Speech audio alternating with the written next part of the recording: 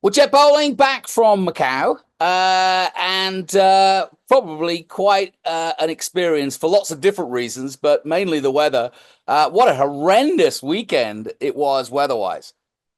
Yeah, that was pretty unlucky. It's a tough track, just to go into it by itself and then with it to be wet than dry.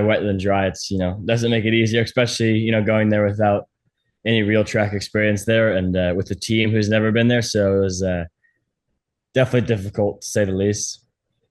How was it as an experience? Because it really was a baptism of fire, the weather being one factor, but you being, still fairly new to this whole thing, to go into the hardest race, I think, in the world, it must have been quite an experience.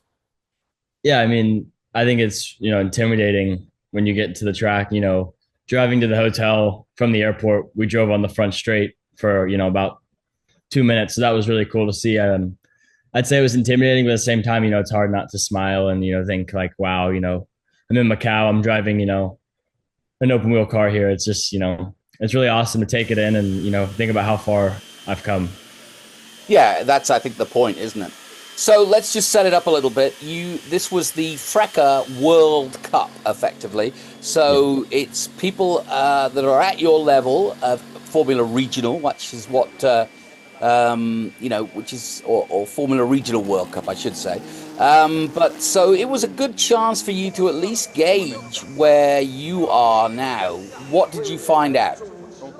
Yeah, I think we kind of already had a slight idea from the two FECA rounds I did. So we knew a little bit, where I was, I guess you could say, amongst the world's greatest at my age kind of level. So yeah, I think, we knew where we were after FRECA, and I think it kind of stayed the same.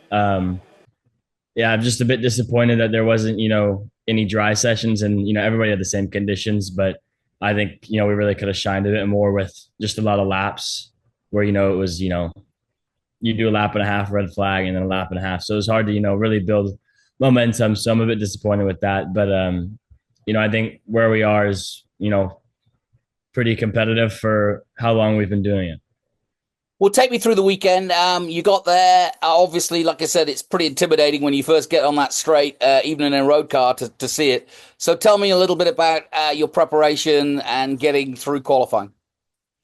Yeah. So, there's not really like a track walk you can do because it is just a street and there's no sidewalks. So you have to get in a taxi. So we got in a taxi and we did a few laps around the track in a taxi and just, looked around, make sure, we knew what the track was doing. So, and then, this was probably the hardest part because, I'm with a team who's never been here before. I don't have a teammate. So I don't really have the data, all that kind of stuff to share with someone. So it's really just, I'm throwing myself at the wall, seeing what's going on. And the preparation was honestly just try and do as many laps as possible because we all knew that, each lap was going to be, tenths of a second quicker just because you're doing it, you're getting more confidence. So the goal for me was just to, do as many laps as possible, as fast as possible. How about acclimatizing, just, body clock wise? You're going around the other side of the world from Dallas. How hard was that? Yeah, it wasn't too bad. Our flight happened to land, pretty late at night, and I was tired from the travel, so I was able to sleep good the first night, and then with the help of some sleep pills, and we got there, I think 3 days before we were on track, so it was nice to, I had a nice time to, visit Macau and adjust. So take me through the weekend races because you got two races. One effectively what's called a qualification race, which sets the grid for race two. So tell me what happened there. Yeah, the quality race was good. I had a good start off the line. I got about two positions before turn three, which is technically turn one, Lisboa. Yeah, so I was able to get two positions, and then from there on, we knew it was just going to be attrition. It was a dry race to start, which was nice. So, yeah, we knew other cars were going to crash out in front, and they did. So we gained, I think, a total around 6 or 7 positions throughout that race, which was exactly the goal. And it's nice that one to two of them were actually real passes, not just collecting positions. So that was nice. And then it started to rain, of course, after about 6 or 7 laps, and then they didn't want us to go out on slicks in the rain there, obviously. So they called it, but it was a good race. I was happy, like I said, with the start. We kept the car nice and clean, which is the main goal in the quali race.